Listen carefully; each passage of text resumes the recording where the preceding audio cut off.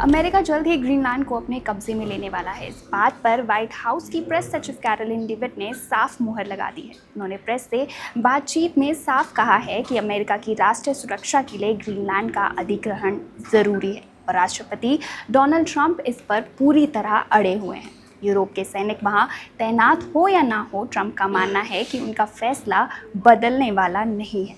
हाल ही में वॉशिंगटन में हुई उच्च स्तरीय बैठक में अमेरिका और डेनमार्क के अधिकारी मिले। बैठक में दोनों पक्षों ने ग्रीनलैंड के भविष्य पर बातचीत जारी रखने के लिए एक वर्किंग ग्रुप बनाने पर सहमति जताई।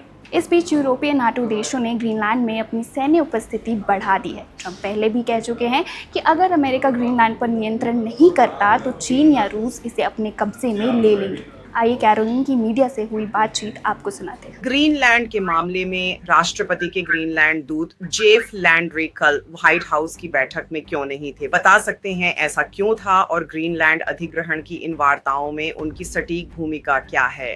राष्ट्रपति और विदेश मंत्री उस बैठक में मौजूद थे और बैठक सफल थी। यही हिस्सा एक अच्छी बैठक थी और उसमें दोनों पक्ष ग्रीनलैंड के अधिग्रहण पर तकनीकी वार्ता जारी रखने के लिए एक कार्य समूह स्थापित करने पर सहमत हुए।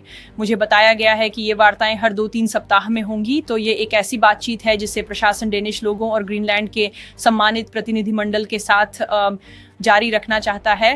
राष्ट्रपति ने अपनी प्राथमिकता काफी स्पष्ट कर दी है। वह चाहता है कि अमेरिका ग्रीनलैंड ले ले राष्ट्रीय सुरक्षा के लिए।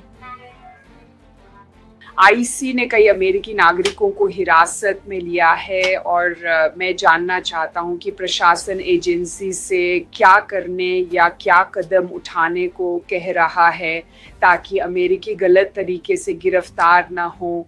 जाहिर है आईसी उन व्यक्तियों को हिरासत में लेने पर केंद्रित है जो देश में अवैध रूप से मौजूद हैं और पिछले 1 साल में आईसी द्वारा लाखों अवैध प्रवासियों को गिरफ्तार किया गया, हिरासत में लिया गया और इस देश से निर्वासित किया गया है और यही उनका इरादा और यही उनका लक्ष्य है। धन्यवाद कैरोलिन। ग्रीनलैंड पर एक सवाल, कथित तौर पर वहां सेना भेजी गई है, क्या इससे राष्ट्रपति के रुख में कोई बदलाव आता है? और दूसरा सवाल, कल सीनेट की स्वास्थ्य सुनवाई में सीनेटर जोश हॉली ने एक डॉक्टर से पूछा कि क्या पुरुष गर्भवती हो सकते हैं और उन्होंने सीधे जवाब नहीं दिया। इस पर आपके क्या विचार हैं? ग्रीनलैंड पर आपके पहले सवाल के लिए मुझे नहीं लगता कि यूरोप में सैनिक राष्ट्रपति की निर्णय प्रक्रिया को प्रभावित करते हैं और न ही यह ग्रीनलैंड के अधिग्रहण के उनके लक्ष्य को प्रभावित करता है।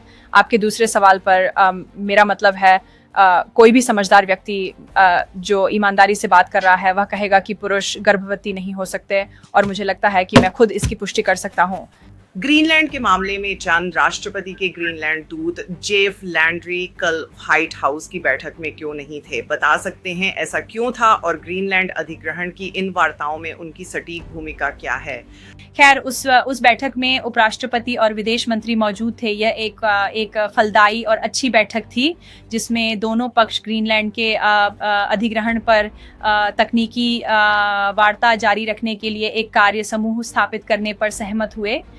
मुझे बताया गया है कि ये वार्ताएं हर 2-3 हफ्तों में होंगी। प्रशासन डेन्स और ग्रीनलैंड के सम्मानित प्रतिनिधिमंडल के साथ यह बातचीत जारी रखना चाहता है, लेकिन राष्ट्रपति ने अपनी प्राथमिकता स्पष्ट कर दी है। वह चाहते हैं कि अमेरिका ग्रीनलैंड का अधिग्रहण करे। उन्हें लगता है कि यह हमारी राष्ट्रीय सुरक्षा के लिए सबसे अच्छा है। कम आईसी ने कई अमेरिकी नागरिकों को हिरासत में लिया है और मैं जानना चाहता हूं कि प्रशासन एजेंसी से क्या करने या क्या कदम उठाने को कह रहा है ताकि अमेरिकी गलत तरीके से गिरफ्तार ना हो। जाहिर है आईसी उन व्यक्तियों को हिरासत में लेने पर केंद्रित है जो देश में अवैध रूप से मौजूद हैं और पिछले 1 साल में आईसी द्वारा लाखों अवैध प्रवासियों को गिरफ्तार किया गया, हिरासत में लिया गया और इस देश से निर्वासित किया गया है और यही उनका इरादा और यही उनका लक्ष्य है। धन्यवाद कैरोलिन। ग्रीनलैंड पर एक और सवाल, कथित तौर पर वहां सैनिक भेजे गए, क्या इससे राष्ट्रपति के रुख में बदलाव आता है? और दूसरा, कल सीनेट की स्वास्थ्य सुनवाई में सीनेटर जोश हॉली ने एक डॉक्टर से बार-बार पूछा कि क्या पुरुष गर्भवती हो सकते हैं और उन्होंने सीधा जवाब नहीं दिया। इस पर आपके क्या विचार हैं? ग्रीनलैंड पर यूरोप में सैनिक नहीं लगता।